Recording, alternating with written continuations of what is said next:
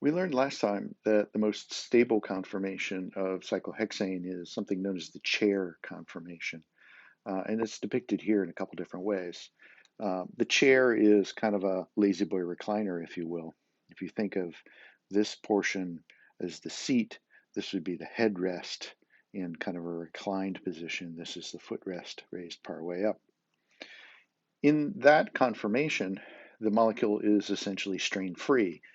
It contracts the internal bond angles, and if you view this structure from the direction indicated by these red arrows, you would see something that is depicted here as a Newman projection, or here is a ball and stick model.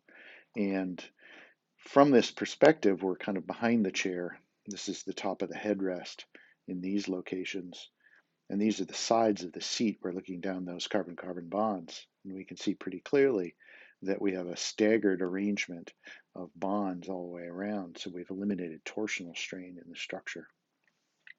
The other thing we learned previously, which is shown here in colors, are that the hydrogens attached to the cyclohexane essentially lie in two different positions relative to the ring itself. So shown here is a ball and stick model, and here is a space filling model. You can see we have these 6 red hydrogens, 3 here and 3 here. So 3 pointing up, 3 pointing down. And those are said to lie in axial positions, and that's illustrated here, stripping the other hydrogens away.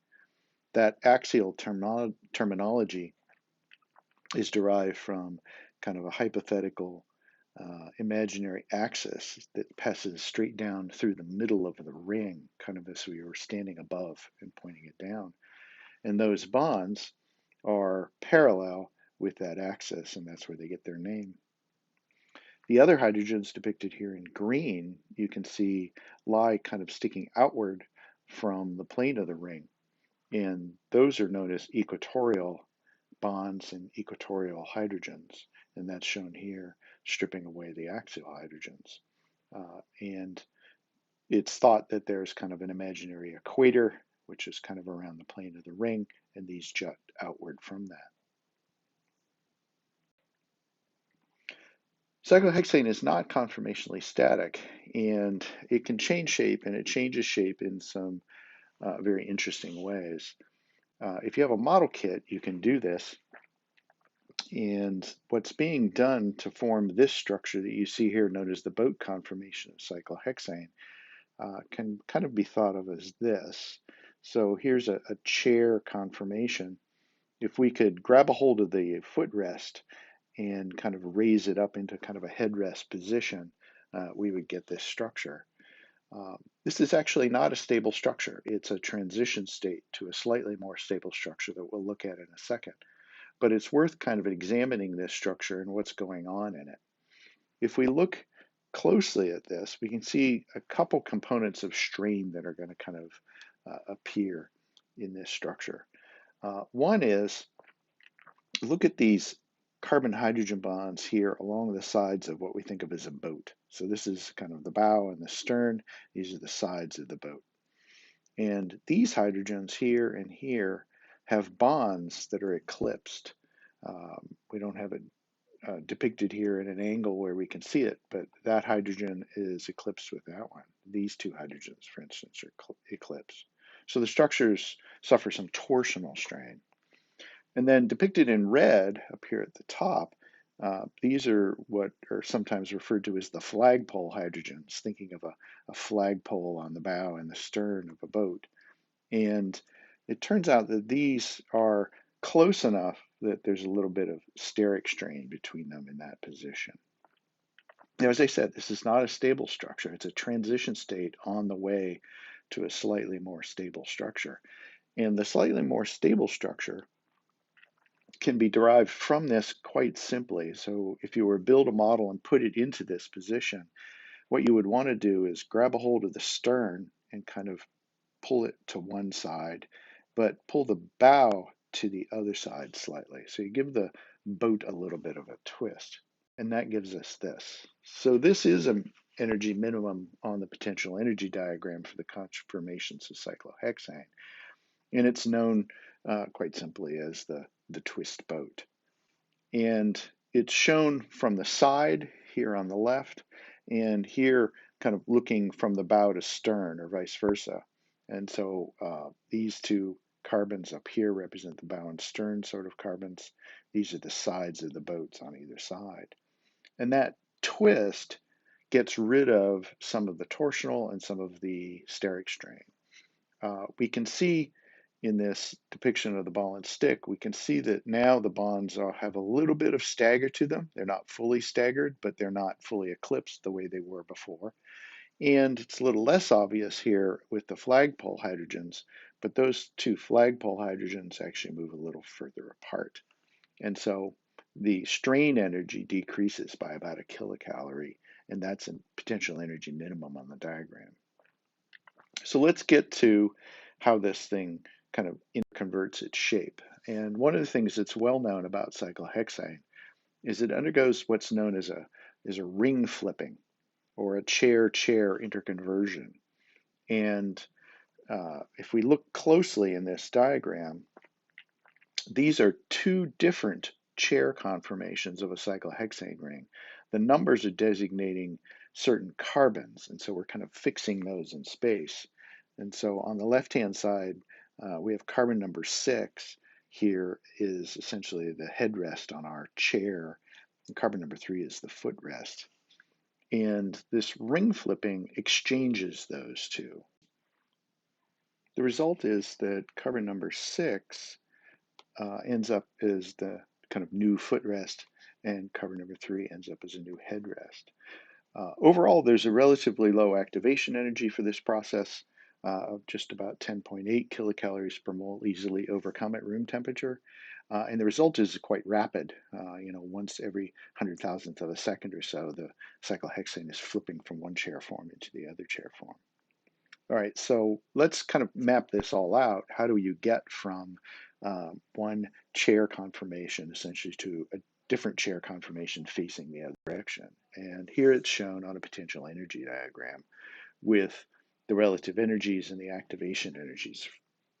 So here on the left, we have one chair conformation. Focus your attention on carbon number 1. We think that is kind of a footrest, and carbon number 4 is a headrest. And we're going to transform that molecule into the other chair conformation. And you can see they've swapped places. 4 is now pointing down, and 1 is now pointing up. The overall process begins with essentially kind of raising the footrest, if you will. And so if we kind of think about what's going on down here, that carbon number 1 moves up so that it becomes planar with carbons 5, 6, and 2 and 3. So it's moved up. That creates a great deal of strain in the structure because these planar bonds would result in a lot of eclipsing carbon-hydrogen bonds. It also changes the internal bond angle, kind of opens it up to about 120 degrees in that hexagon. So it's not a stable structure, it's the transition state here at the top of the hill. But what happens is that continues to move upward, and eventually the whole structure falls into a local minimum here in the form of a twist boat. Now, the twist boats can interconvert, and you can do this with a model kit. If you grab the bow and the stern, you can kind of rock them back and forth, and you go through that boat conformation that we looked at earlier, and you can interconvert two different twist boats. Now, to get to the other chair conformation, this other twist boat kind of does the same thing kind of on the other side of the molecule. So carbon number 4 kind of moves downward. So we get into a different half chair, and it continues its movement down until we pop into this chair conformation. So in order to get from one chair conformation into the other, you have to overcome this energy barrier between these chair conformations and the half chairs and the chair conformation. And as I mentioned earlier, that barrier is about 10 kilocalories per mole. These other barriers are smaller, and so you can kind of easily get past those. And this 10 kilocalories is easily overcome at room temperature. So there's a very important consequence of this ring flipping, and that is the interconversion of axial and equatorial bonds. So when a ring flips, any substituent that's in an axial position, here on the left we see Y lies in an axial bond pointing up from the ring. When the ring flips, that group is then going to move into an equatorial position. Here we see it in the other chair conformation. Likewise, a group that's equatorial, such as X that we see here, when ring flipping occurs, that's going to move up. And that's because of the movement of these carbons as the whole thing twists. This carbon is moving down, and that carbon is moving up in the transformation from the left to the right structure. Again, it's going to happen relatively rapidly at room temperature. But what's interesting is, what if X and Y are different groups, and there's different amounts of strain in the different conformations? Then you're going to get a bias, and one of these conformations is going to predominate at room temperature. So here's a very simple example of that. This is methylcyclohexane. And we know from experiment that methylcyclohexane is conformationally mobile. It undergoes rapid ring flipping. But the two structures are not energetically equivalent. So one of the conformations predominates at room temperature. Essentially, the way you want to think of this is, if you could have a sample of cyclohexane molecules, say 100 molecules, at room temperature, and you could somehow take a snapshot, or you could freeze them in place. When you examine those structures, you would find that 95 of those 100 molecules were in this conformation, and only 5% of the molecules were in this. The conclusion is that for some reason, the equatorial methyl conformation, so this is in an equatorial bond, is more stable than the axial methyl conformation. Now, the way organic chemists look at this is actually to look at the unstable structure and say, what destabilizes this relative to the stable structure? Because there must be some component of strain present here that is relieved by moving into the other conformation. Now, before we look at the specific strain that's involved, I do want to mention that this is something we've talked about before. We have interconverting conformations, same molecule undergoing some sort of simple conformational change. Then the proportions of that that are present in that equilibrium allow us to calculate the free energy relationship between the two structures. And for example, if we take the methylcyclohexane, we saw that the experiment tells us that the predominant isomer is 95% at room temperature. On our curve here, that's this data point. And if we extrapolate down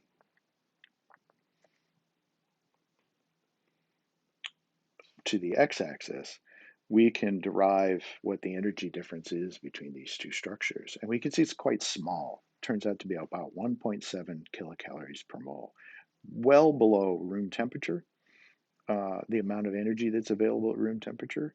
So, but nevertheless, that tiny amount of difference in free energy between the two structures results in a big bias in the proportions of each of those conformations that are present at room temperature. All right, so let's look more closely now at what's going on in the two different conformations.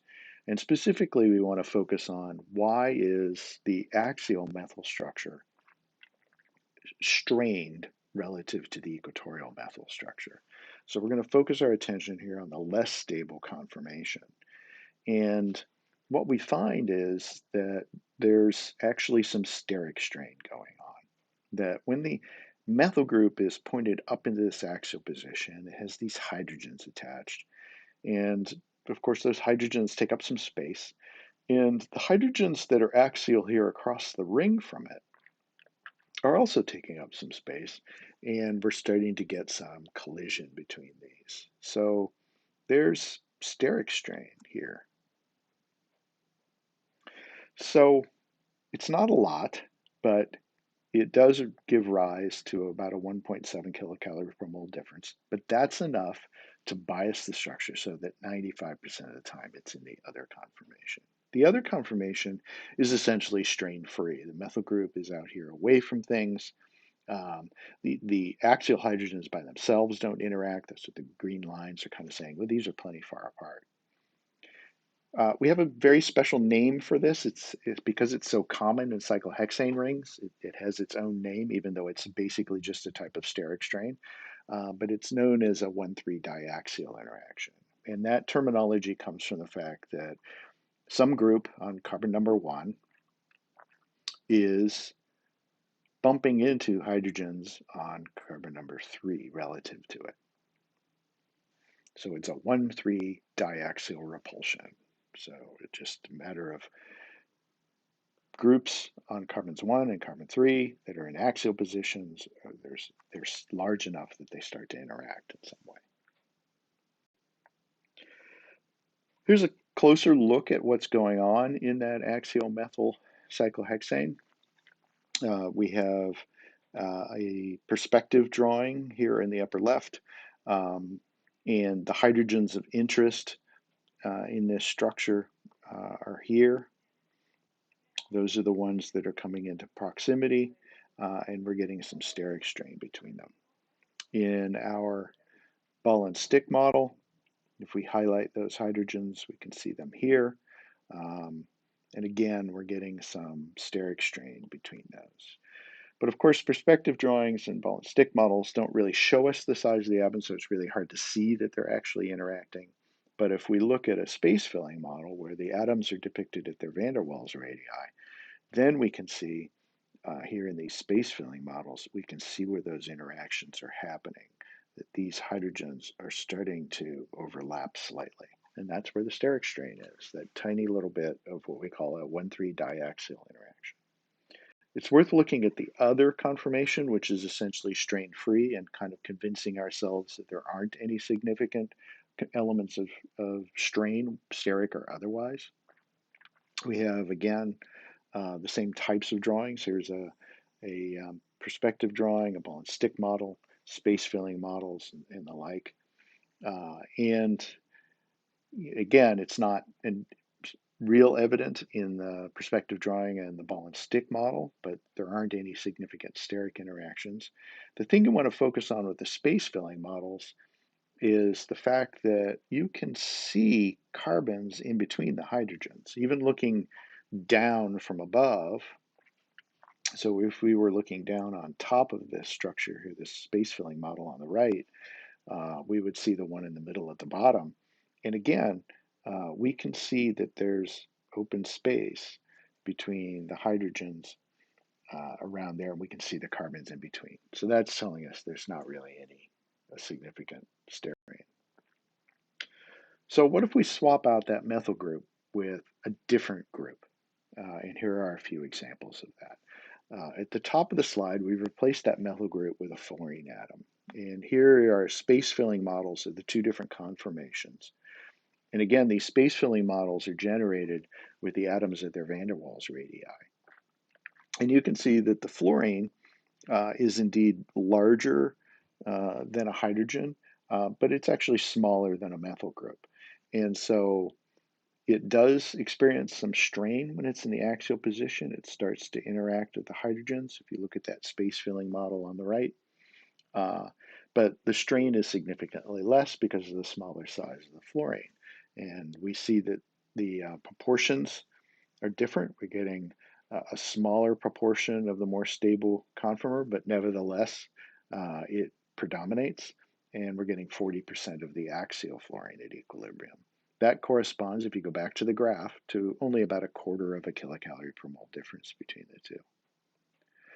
What about an isopropyl group? So here in the middle, that's an isopropyl group.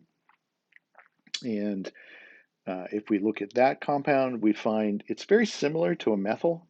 It's 97.3 instead of 95.5. It's slightly higher difference in energy that corresponds to that. And if we look at the two structures, we can see no real evidence of strain in the equatorial isopropyl group. And if you look closely at the axial isopropyl space filling model over here, let me kind of highlight the isopropyl group. So there's the isopropyl group. Um, it's essentially interacting with the two um, hydrogens in the same way that a methyl group does. It has one hydrogen pointed towards it. It's got these other two methyl groups, and they don't really add up to much more. It can kind of swing out of the way, so to speak. So the result is we see something that's very similar to the methyl. All right, so let's go to something a little more extreme. And on the bottom, we have T-butyl groups. And let me highlight the T-butyl group on each of these space filling models for you so you can kind of differentiate the T-butyl group from the cyclohexane ring itself. And there they are. And that T-butyl group is actually really, really big.